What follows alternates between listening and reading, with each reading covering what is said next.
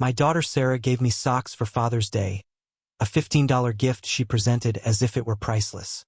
That same day, I saw a $10,000 Rolex on her father-in-law, John's, wrist. A watch purchased with my money that she had called a vital expense. Later, she called me 17 times, pleading with me to stop, but it was too late. I was on a path from which I could not turn back. Sunlight streamed through the living room windows, creating golden lines on my old couch as I waited for Sarah. She had promised me a Father's Day surprise, and even after years of small letdowns, I felt a familiar glimmer of hope. The mantel clock's ticking was a constant reminder of how much of my life I had given to her since her mother's death 20 years ago. Every sacrifice I had made was a part of me now. The faint scent of lemon polish filled the air, a habit from my late wife, Mary. Yet, the true anchors of the room were the family photos on the shelf. One of Sarah as a little girl with a gap-toothed smile, another of me beaming next to her at her graduation. We were always a team. My heart felt a little lighter when the doorbell chimed.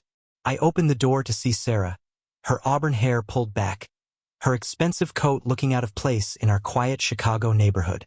She held a small gift bag with crumpled tissue paper, as if she had just grabbed it. Her husband, Mark, stood behind her, his polished shoes and knowing smirk making me uneasy. Sarah wished me a happy Father's Day, her voice sounding sweet but with a cold undertone. She pushed the bag into my hands with a smile that looked forced, like a photo op she'd rather not be in. I tried to smile as my fingers touched the rough tissue paper. The bag felt surprisingly light. I sat back down on the couch, feeling their eyes on me. Sarah's waiting for my reaction and Mark's faintly amused. The clock's ticking seemed to grow louder, or maybe it was just my own pounding heart. I pulled out a pair of navy blue socks, the kind you could find for around $15 at any store. The price tag was still attached, a small white rectangle hanging there like a deliberate insult. A knot formed in my chest, but I kept my face expressionless.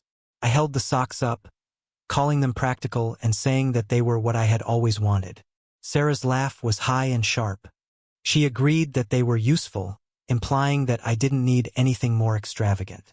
As she adjusted her scarf, I saw her polished nails, a small but intentional gesture that showed the growing distance between us.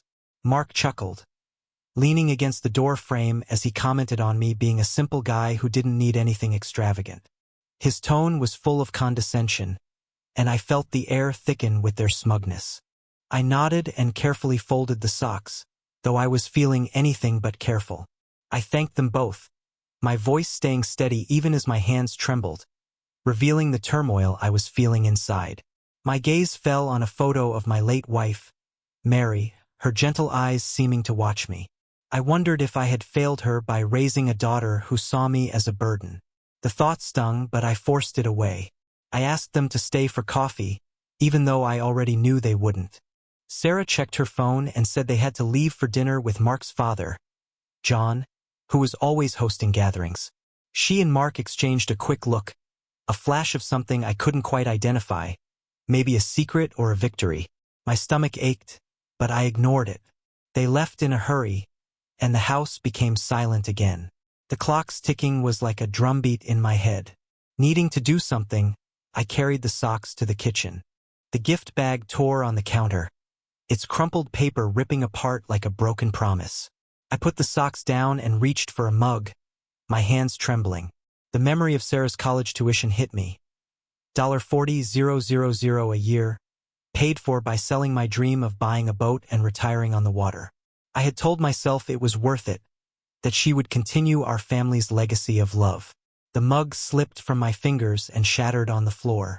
I stood there, looking at the sharp, broken pieces, my breathing uneven. I asked myself if my sacrifices had been for nothing.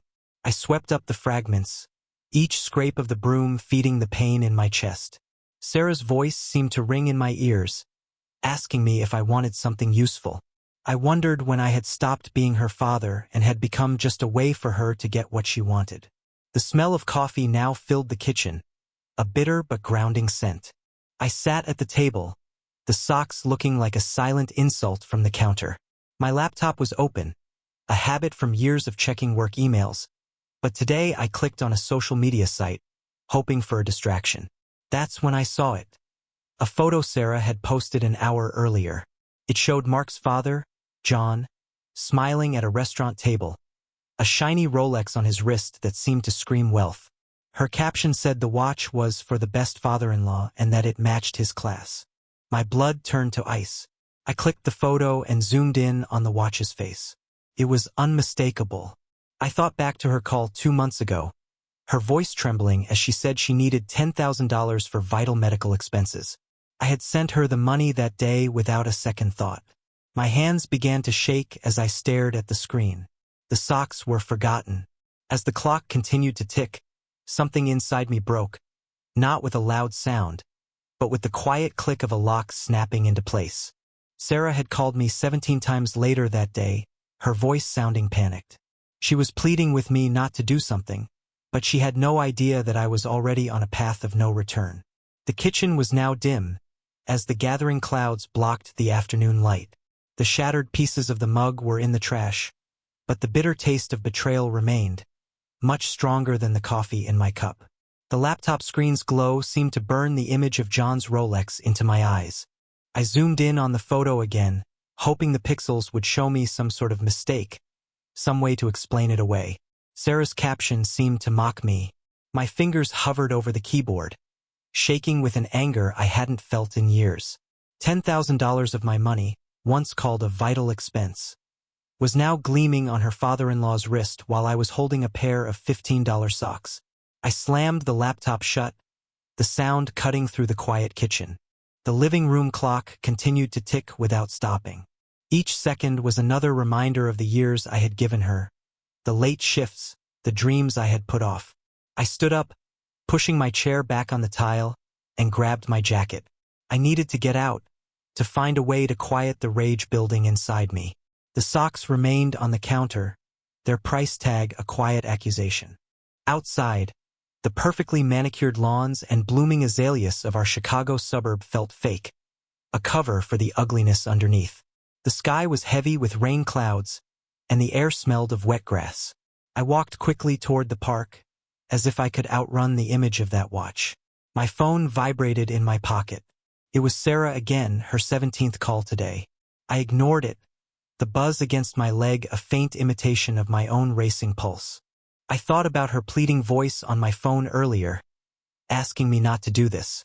But what did she think I would do? Would I just forgive her and pretend I hadn't seen? The park was silent, the swings moving slightly in the wind.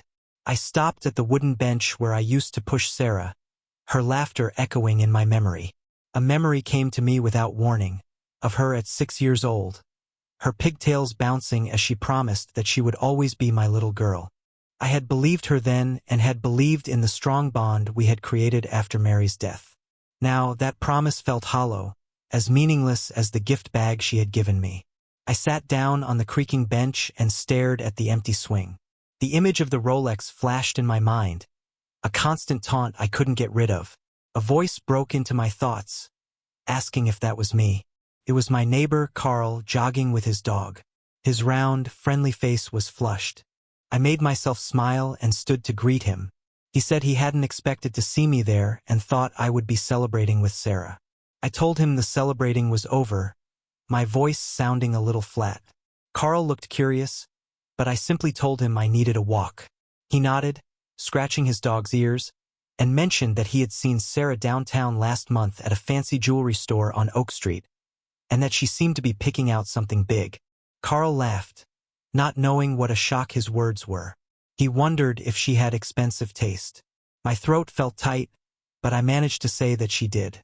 The park seemed to spin slightly as the swing chains blurred in my vision. My mind was racing, trying to put the pieces together. Sarah was not at a doctor's office, but at a glamorous jewelry store, spending my money on a watch for John.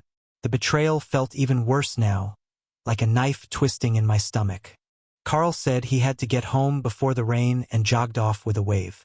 I stood frozen, as the first raindrops hit my jacket. The park felt small, and the swing seemed like a leftover from a life that was gone forever. I walked back, my feet feeling heavier with each step.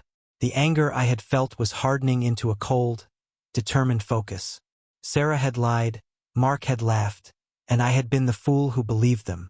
Back in the kitchen, the socks were still on the counter, a sad contrast to the shiny Rolex in the picture. I opened my laptop again, the image still on the screen. My hands were no longer shaking. I typed the name of the jewelry store into the search bar. My jaw clenched. The clock continued to tick, but it felt like more than just time passing. It was the end of the illusion I had of my daughter. I went to the store's website, a plan forming in my mind. I needed to find out if the watch was real and if her betrayal was as bad as it seemed. The rain tapped on the window in a steady rhythm, and I knew there was no turning back. The next day, the rain drummed on my car's windshield as I pulled into a parking lot near Oak Street. The wipers swished back and forth, the only sound inside the car. My hands gripped the steering wheel so tightly that my knuckles were white. In my jacket pocket was a folded printout of a photo of John's Rolex. The shock I had felt yesterday had turned into a cold, fierce need to know the truth. The Chicago skyline was a hazy shape through the rain, its tall buildings not caring about the storm brewing inside me. I got out of the car, and the air smelled of wet pavement and expensive perfume. The jewelry store sign was lit up in front of me, a sign of either the truth or a final disappointment. The store was a world away from my simple house. The floors were shiny marble, chandeliers cast light on glass cases, and the air felt heavy with money. A young clerk in a suit came up to me, with a smile she had clearly practiced. She welcomed me and asked if I was looking for something special. Her voice was calm, but I could tell she noticed my wrinkled jacket and scuffed shoes. I felt out of place there, and she knew it. I thought about how Sarah had also felt out of place here but had still walked these floors, spending my money. I told her I needed some information and pulled out the printout. My voice was steady, even though my heart was pounding. I asked her if the watch in the photo had been bought there. When I unfolded the paper, the image of the Rolex stood out against the white background. I saw a flicker of recognition in the clerk's eyes, and my stomach turned. She looked toward a balding man in the back, who was clearly the manager, and took the printout from me. She said she would check with their jeweler and then disappeared behind a curtain. I stood there, the silence in the store weighing on me, broken only by the quiet ticking of a clock. That sound again, always reminding me of time slipping away. I thought about Sarah's voicemail from last night, her voice sounding high and desperate, asking me to just talk to her. I hadn't answered, not yet. The manager appeared, holding the printout. He told me his name was Mr. Kessler, and his voice was professional but cautious. He said the watch was a Rolex Daytona and that they had sold one like it in March. He handed the paper back, his eyes studying me. He asked why I was asking about it. My throat felt tight, but I looked him straight in the eye. I told him it was a gift and that I needed to confirm it had been bought there and who had bought it. My hand didn't shake as I slid my credit card statement across the counter. The $10,000 charge circled in red. I said it was my account and asked if it had been used for the purchase. Mr. Kessler's face softened, showing a little understanding. He tapped on a tablet and then nodded. He said the transaction matched, and that it had been paid in full on March 15th. He added that a young woman, with a man, had made the purchase and that she had said it was for a family member. His words hit me like a blow, each one confirming my worst fears. I asked him if the watch was real. He raised an eyebrow but assured me that they did not sell fake watches and that the one I saw was $10,200 with tax. He sensed my tension and asked if there was a problem. I forced a small smile, saying there was no problem, that I just needed to know. I took the printout and the statement, folding them carefully, as if they were proof in a court case. The store lights now felt too bright, and the air was too heavy. I thanked Mr. Kessler and walked back into the rain, my shoes splashing in small puddles. I finally had the truth, and it was much worse than I had ever imagined. I sat in my car, the printout now a crumpled mess in my hand. The rain made the windshield blurry, and I saw Sarah's face in my mind. Not the woman who had lied to me, but the little girl who had cried when I bandaged her scraped knee. A memory came to me of 2 months ago, when her voice had sounded soft and desperate. She had said the money was for medical bills and that she wouldn't ask if it wasn't serious. I had believed her, sent the money, and felt like I was being a good father. Now I just felt like a fool. I looked at my own reflection in the rearview mirror. I saw gray hair and tired eyes, but also a hardness I had not seen there before. The man looking back at me was not the Robert who had accepted socks with a forced smile. He was someone different, someone who was tired of being used. My phone was on the seat next to me. I saw Sarah's missed calls adding up, 17 from yesterday and 3 more from today. She knew I had seen the photo. She knew I was looking for answers. My fingers hovered over her name, the screen glowing in the dim car. The rain began to hit harder, like a drum roll for the fight to come. I pushed the call button, my jaw clenched, and waited for her to answer. I knew that nothing she said would change the truth. The clock in my mind ticked even louder, counting down to an inevitable end. The rain hammered on the roof of my car, a constant beat that matched the pounding in my head. I was parked outside my house, the Chicago suburb hidden in the evening's darkness, my phone shining in my hand like a weapon. The printout of John's Rolex was a crumpled mess on the passenger seat, its edges curled like a guilty secret. My thumb was over Sarah's name. Her missed calls, now 20, were like a list of accusations. The truth I had found at the jewelry store felt like a fire in my chest. $10,000 of my money had been spent on a watch for her father-in-law, while I got a pair of socks. I pushed the call button, my jaw tight, as the rain made the world outside a blur. The line connected, and Sarah's voice came through, sharp and impatient. She asked why I hadn't answered my phone, her tone a mix of relief and anger, as if I was the one who had done something wrong. I gripped the slick leather of the steering wheel and took a slow breath. I told her I had been busy and had to check on something. Then I said the words, asking her about the $10,000 Rolex. My words hit her like a rock, and for a moment there was only silence, broken by the sound of the rain. I could almost picture her pacing in her perfect living room, her polished nails tapping on her phone. She asked me what I was talking about, but her voice was shaking. She said I was being ridiculous. I leaned forward, my eyes on the windshield where the rain looked like tears I refused to cry. I told her that I had gone to the store on Oak Street, and they had confirmed that she had used my money to buy a watch for John. My voice was calm, but every word carried the full weight of her betrayal. The clock in my mind ticked, its relentless rhythm counting the seconds of her hesitation. She let out a laugh, a sharp, brittle sound. She accused me of overreacting, saying the watch was just a gift for John because he had done so much for them, something she felt I wouldn't understand. Her condescending words stung, but what really caught my attention was the underlying panic in her tone. I could tell she was scrambling for an excuse. I repeated that it was a gift with my money she had told me was for vital medical expenses. As I spoke, my free hand clenched into a fist, my nails digging into my palm. I asked her what else she had lied about. Her voice grew shrill as she told me it was none of my business and that she was no longer a child I could control. The way she said, "Daddy," felt like a mockery, like she was throwing a dart at me. A memory flashed of her at 16, pleading for a designer dress and promising she'd make me proud. I had believed her then, but not anymore. My voice grew cold as I told her to act like an adult and explain herself. The rain began to fall harder, sealing me in that moment of reckoning. I could hear her quick, uneven breathing on the other end of the line, and I knew she was trapped. She then called me petty and said she didn't have time for this before the call ended. The silence that followed was louder than the storm. I stared at the phone, her words echoing in my head.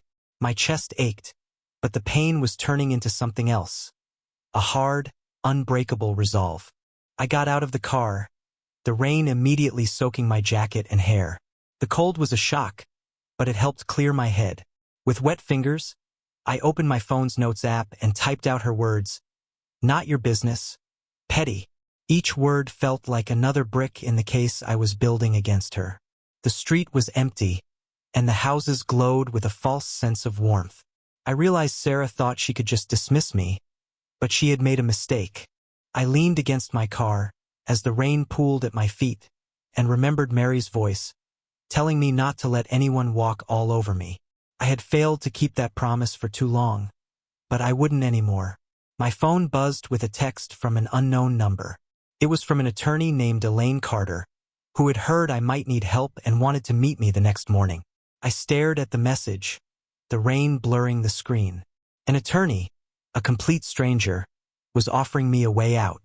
My thumb hovered over the reply button as the clock in my mind ticked toward a new beginning. The morning sun cut through the blinds in Elaine Carter's office, creating stripes across a desk buried in papers and empty coffee mugs. The air smelled of stale espresso and old books, a messy contrast to the sleek office building outside.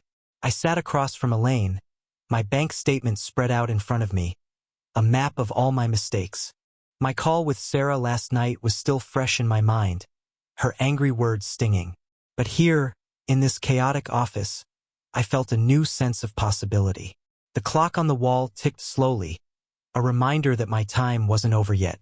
Elaine leaned back, her gray blazer a little wrinkled, her eyes sharp despite the lines around them. She tapped a pen on her desk and got straight to the point, saying my daughter had a taste for expensive watches and a talent for lying. She then asked if that summed it up. I nodded with a tight smile. That was pretty much it. I told her that Sarah had used my card and lied about it. The $10,000 charge on the statement looked like a wound. I also mentioned the socks, and the memory of Sarah's smug smile made me feel sick to my stomach.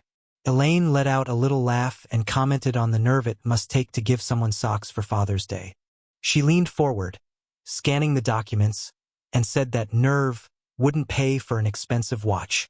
She asked if I wanted to protect what was mine. Her question was blunt, but her tone was warm, which made me want to trust her.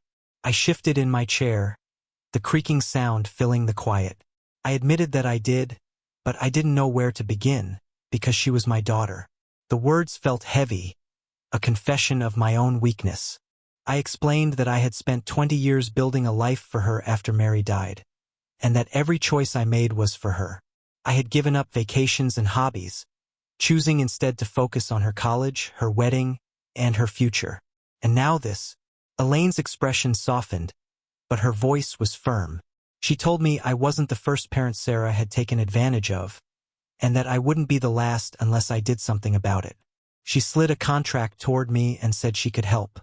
She suggested we start by freezing her access to my accounts and then dig to see what else she had been up to.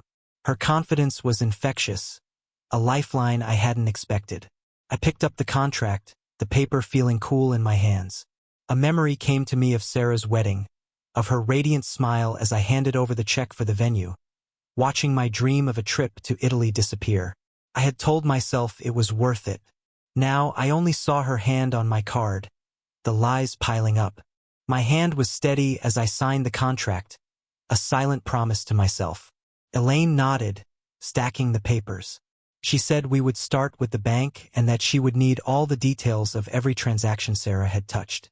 She paused, her eyes meeting mine, and asked if I was sure about this, reminding me that it wasn't just about money, but about family. I stood and walked to the window. Chicago looked endless below me. I said that I had given her everything, but now I was taking something back. The words felt strange, but they were true. The clock ticked behind me, its rhythm a call to action. We went over the details, accounts, timelines, and legal steps. Elaine's humor helped break the tension. Her comment about teaching Sarah the value of $1 even made me laugh. I left her office feeling lighter, the sun on my face as I stepped out onto the street.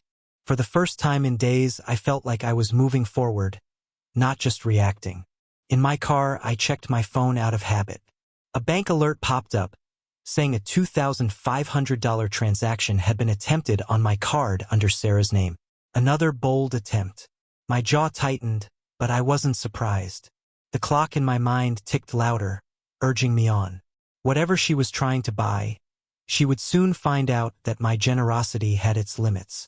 The bank's marble floors gleamed under the fluorescent lights, and I felt a chill creep through my shoes as I stood at the counter.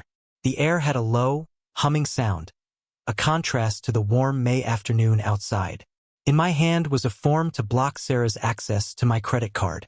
My pen hovered for a moment, the weight of the last 20 years, her laughter, her tears, my sacrifices, making the decision feel heavy. But the image of the Rolex and her sneering tone quickly washed it all away. I signed the form. The pen's scratched a small, rebellious sound. The clock in my mind continued to tick, pushing me forward. The manager, a thin man with glasses, reviewed the form. He told me it would go into effect immediately and that the secondary card user, Sarah Thompson, would be notified. He looked at me as if he expected me to hesitate, but I just nodded. Notification. She would know soon enough. I thanked him and took the form back. My hands were steady, but inside I felt a quiet sense of victory. Blocking her card wasn't just about the money. It was about getting back the dignity she had taken from me. I left the bank and stepped out into the bright light of the Chicago suburbs. I drove to a nearby cafe to meet Elaine. The smell of fresh coffee and the sound of people talking helped me feel more grounded. I slid into a booth across from Elaine. She was already there, her laptop open and a half-eaten scone on a plate. She raised an eyebrow and asked if I had done it. With a small smile, I told her I had and that Sarah was now cut off. The words felt good, like a lock clicking shut. Elaine grinned, leaning back. She joked that Sarah would love the news even more than the socks I got. Her humor was sharp, but her eyes were full of respect.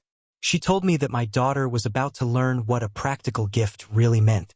She tapped her laptop and said she was pulling the records, and that we might find more of Sarah's shopping sprees.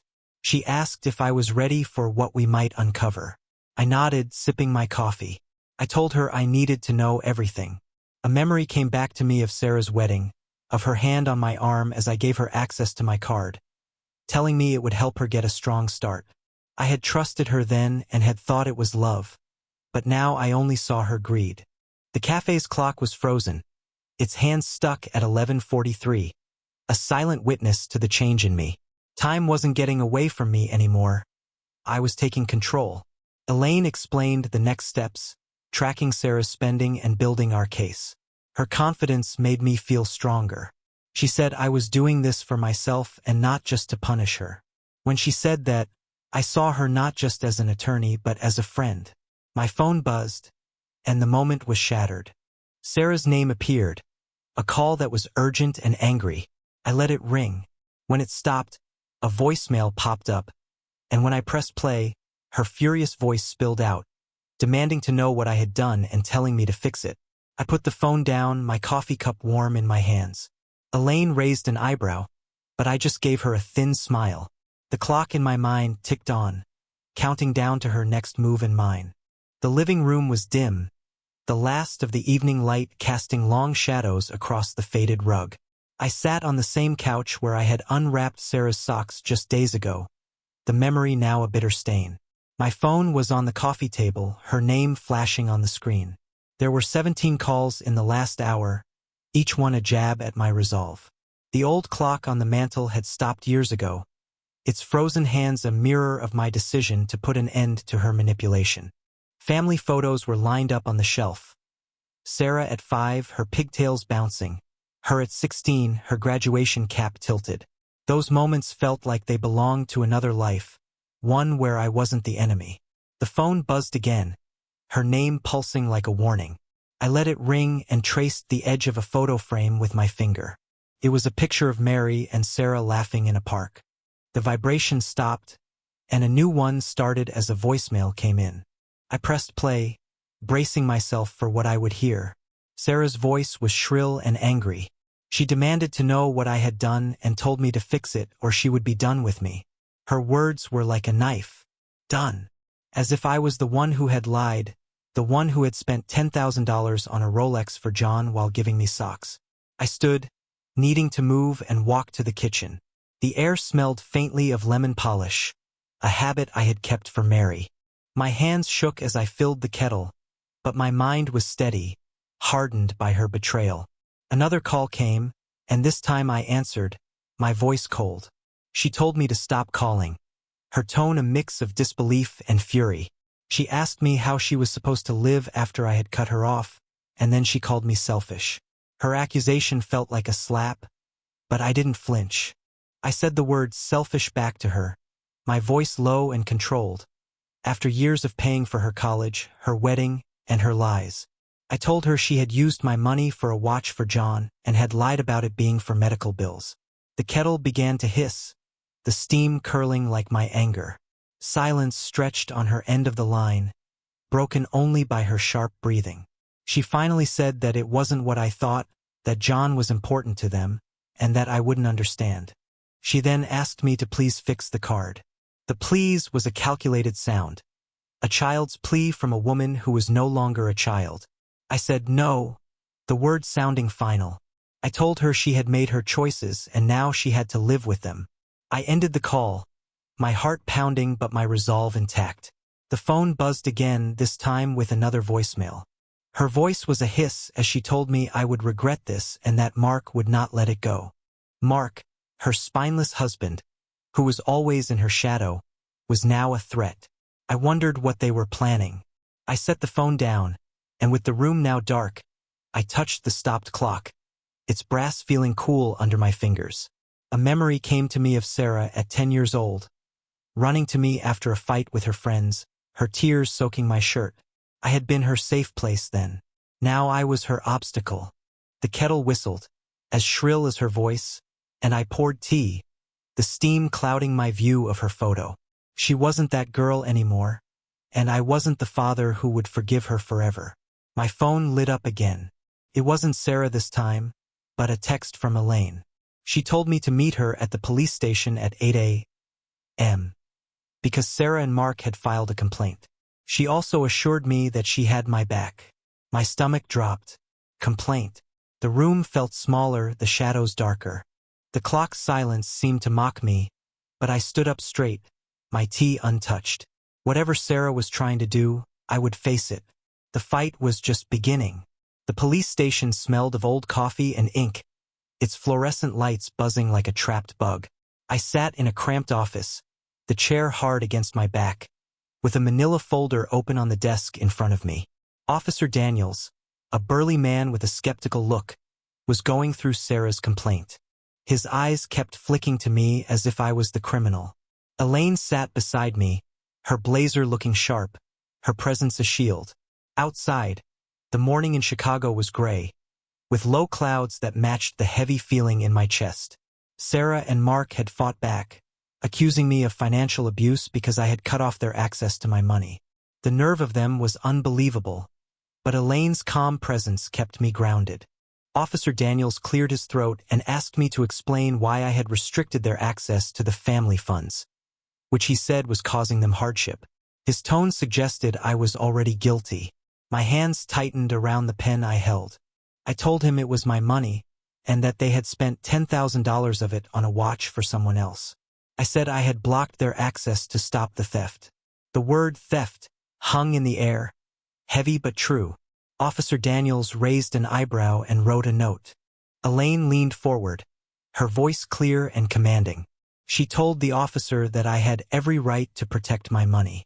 She said my daughter, Sarah, had lied about the expenses and had used my card for unauthorized purchases. She slid a folder across the desk, her movements precise. She explained that this isn't abuse but self-defense. Daniels scanned the documents and his skeptical look shifted. He noted that the purchase was for a Rolex and asked if I was saying she had lied about the reason for the money. A spark of hope ignited inside me. I said yes, meeting his gaze. She had told me it was for medical bills, but it wasn't. A memory came to me of Mark years ago, promising to take care of Sarah, his smile too slick. Now he had signed this complaint, hiding behind her anger. Elaine's hand gently touched my arm, a subtle signal to stay calm. She continued, telling the officer that the complaint was an act of revenge and that if anything, we were considering charges for fraud.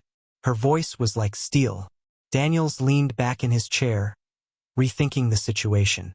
He said he would review it, but he would need statements from both sides. He stood up, and I felt the pressure in the room ease. Elaine gathered her papers, her confidence unshaken. In her car, the air felt warmer, the scent of leather and mint gum a relief from the station's cold smell.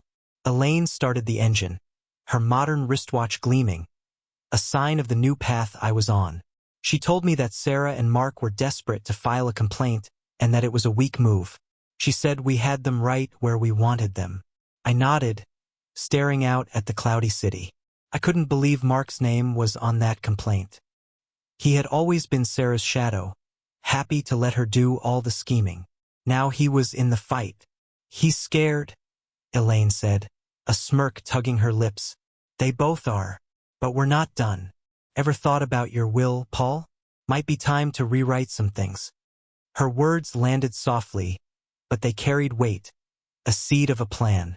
I pulled out my notebook, its pages already filled with Sarah's lies, and jotted down will. The pen felt heavy, each stroke a step towards something final. The city blurred past, and I wondered how far Sarah would go to keep her grip on me. Elaine's watch ticked faintly, a reminder that time was mine to reclaim. The notary's office was a pocket of calm in Chicago's midday bustle, its air thick with the scent of aged paper and polished wood. I sat at a heavy oak table, a stack of documents before me, each page a brick in the wall I was building against Sarah's greed. Elaine stood nearby, checking clauses with a practiced eye, her presence steadying me. The spring sun filtered through tall windows, warming the room, but my hands were cold as I gripped the pen. Rewriting my will, cutting Sarah out, was a knife to my heart, but also a key to my freedom. The clock in my mind ticked, no longer mocking but urging me on.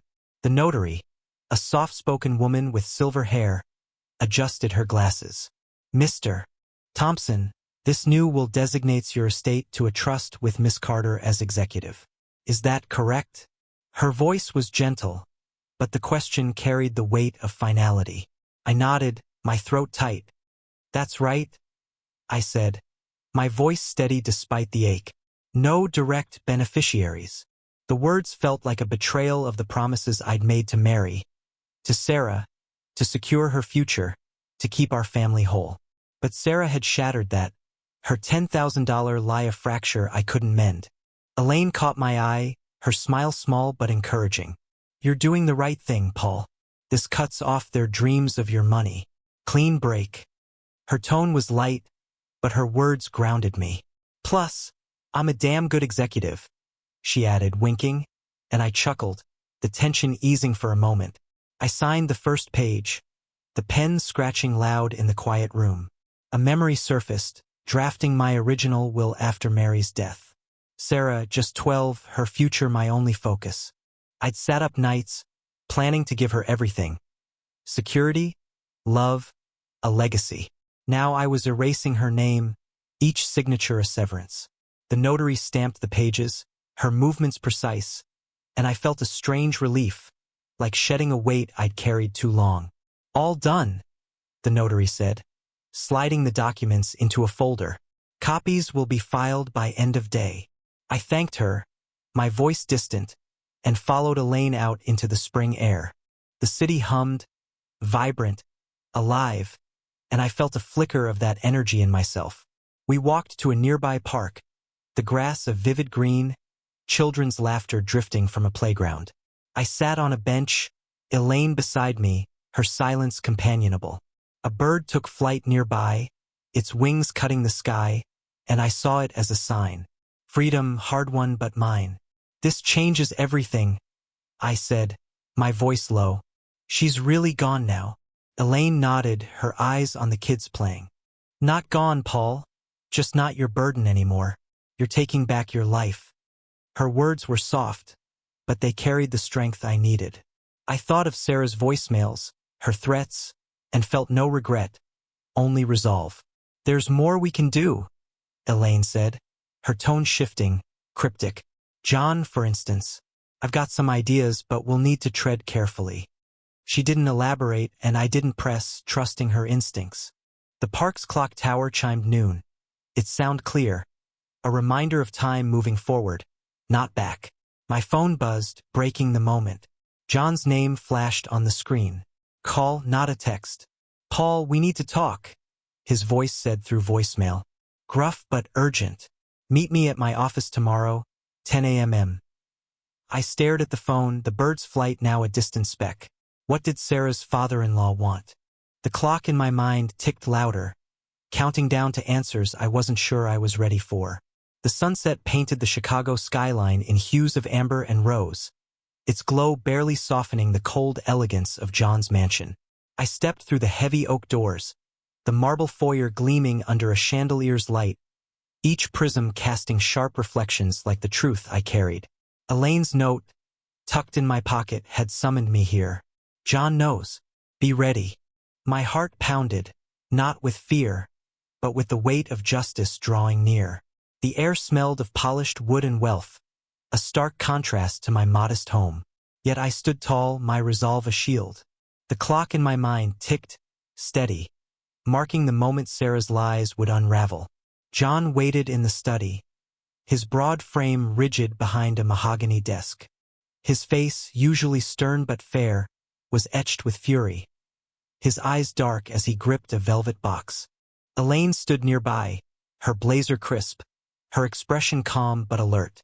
"Paul," John said, his voice low, gravelly, "I owe you an apology." He slid the box across the desk, its contents unmistakable. A Rolex, the one Sarah had bought with my $10,000, now a symbol of her betrayal. I didn't touch it, my hands steady at my sides. "You didn't know," I said, my tone even, though my pulse raced. "She lied to us both." The words were simple, but they carried years of sacrifice, college tuition, missed dreams, all for a daughter who traded my love for a watch. John's jaw tightened, his fingers trembling as he opened the box. The Rolex gleamed, its face mocking under the study's lights. "She told me it was her gift," he said, his voice cracking with disgust.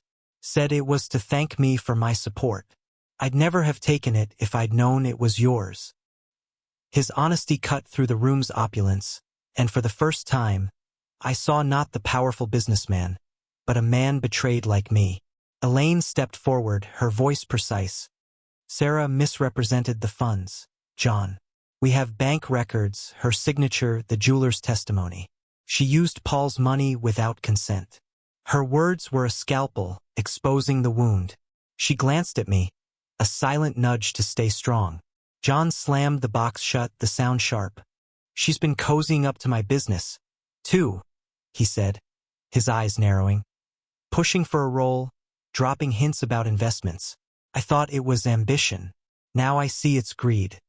His admission hung heavy, a clue to Sarah's deeper schemes, but he didn't elaborate, and I didn't press. "Not yet." I met his gaze, my voice firm. "I don't want your pity, John. I want what's right." The words felt like a vow, not just to him, but to myself, to Mary's memory. He nodded, pushing the box toward me. "Take it," he said. "It's yours, and I'll deal with Sarah." His tone promised consequences, and I believed him. I lifted the box, its weight grounding me. A tangible piece of my dignity returned.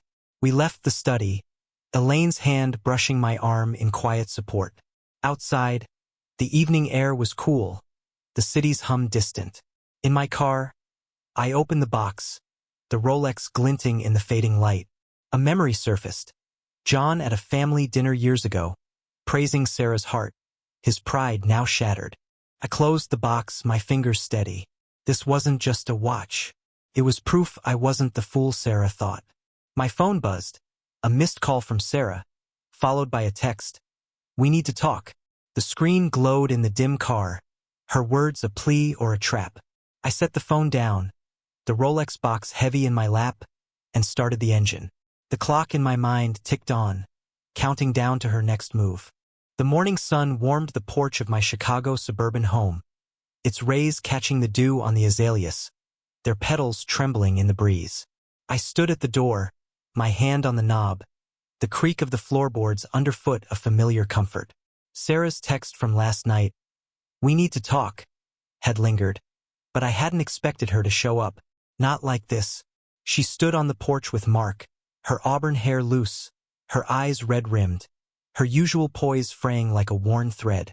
Mark slouched beside her, his gaze fixed on the ground, his hands stuffed in his pockets.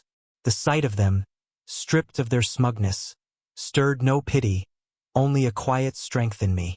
The clock in my mind ticked, steady, marking the end of their hold. I opened the door wider but stayed on the threshold, my arms crossed. "What do you want?"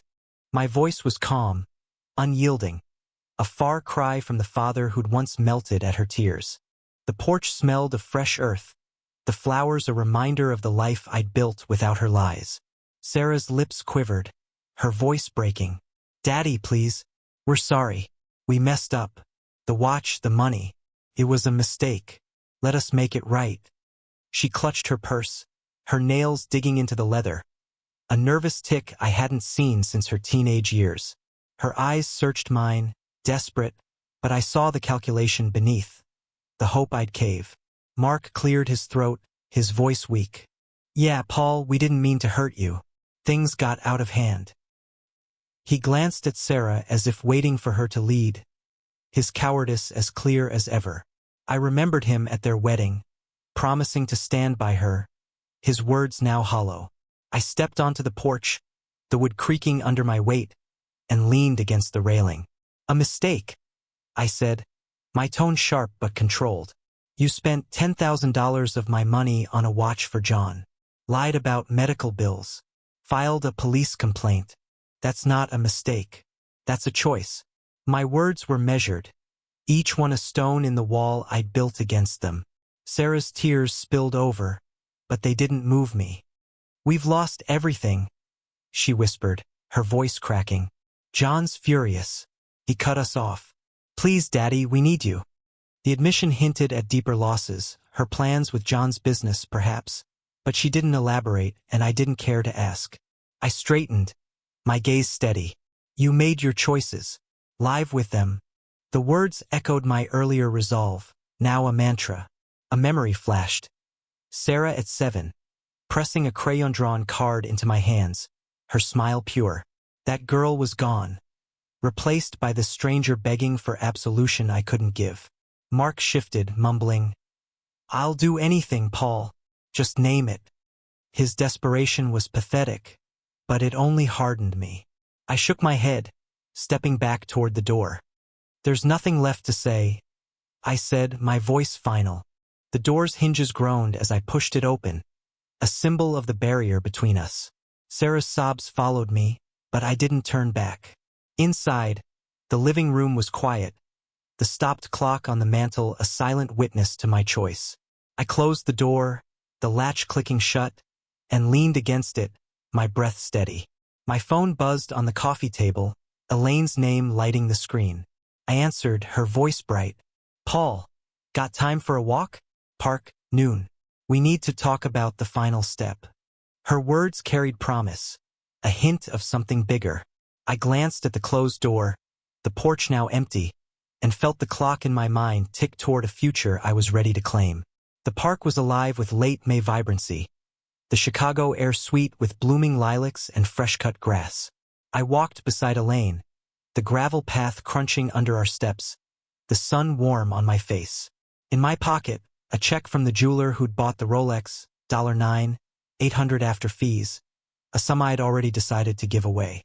The weight of Sarah's betrayal, once a stone in my chest, had lifted, replaced by a quiet freedom. Children laughed on the swings, their voices a melody of possibility, and I felt it, too. A new beginning, hard won but mine. The clock in my mind ticked softly now, not counting down, but forward. Elaine nudged my shoulder, her eyes glinting with mischief. "You could have bought a yacht with that money, Paul. Or at least a fancy watch for yourself." Her tone was light, teasing, but her smile held pride. She'd been with me through every step. Bank forms, police stations, the will. And now here, her friendship was a gift I hadn't expected. I chuckled, the sound easy. "I chose peace instead," I said, patting the check in my pocket. "A kid's shelter downtown. They'll do more with it than I ever could." The decision had come naturally, a way to turn Sarah's betrayal into something good. Elaine nodded, her expression softening. "Damn good choice," she said, kicking a pebble. "Though I'm holding out for a coffee date next time you're feeling generous." Her wink drew a laugh from me, and I felt a warmth that wasn't just the sun. A spark, maybe, of something more, though neither of us named it. We reached the lake, its surface shimmering under the noon light. I pulled out a flat stone, skimming it across the water, the ripples spreading in perfect circles. A memory surfaced, walking here with Mary, her hand in mine, promising we'd face the world together. I'd lost her, then Sarah, but now I was finding myself. The ripples faded, but their impact lingered like the choices I'd made. Earlier, I'd visited the shelter's office, a modest space with peeling paint and earnest staff. The director, a woman with kind eyes, had taken the check, her gratitude humbling. "This will change lives, Mr. Thompson," she'd said, and I'd nodded, my throat tight. The Rolex, once a symbol of betrayal, had become a bridge to something better. Elaine stopped by a bench, her gaze on the lake. "You've come a long way, you know," she said, her voice quieter now. "From socks to this. Not bad for a guy who thought he'd lost everything." Her words landed gently, a reminder of the man I'd been and the one I was becoming. I sat beside her, the bench warm from the sun. "I couldn't have done it without you," I said, meeting her eyes. "You gave me a shot at fighting back." The truth was simple but profound. She'd seen my worth when I hadn't. A breeze stirred the trees, carrying the scent of spring, and I felt Mary's presence, her approval. Elaine grinned, brushing a strand of hair from her face. "Stick with me, Paul. I've got a new project. Community fund. Maybe could use a guy with your heart." Her offer was vague, a door left ajar, and I liked the mystery of it, the promise of a future unwritten. I tossed another stone, watching the ripples spread. The park hummed with life, and I was part of it, no longer bound by Sarah's lies or my own doubts. Elaine stood, offering her hand, and I took it, her touch warm, steady. We walked on, her laughter mingling with the breeze, and I knew whatever came next, I was ready. The clock in my mind ticked softly, a rhythm of hope guiding me into a life I'd earned. If you liked this story, please like this video, subscribe to the channel, and share your impressions of this story in the comments. To listen to the next story, click on the box on the left. Thank you for watching.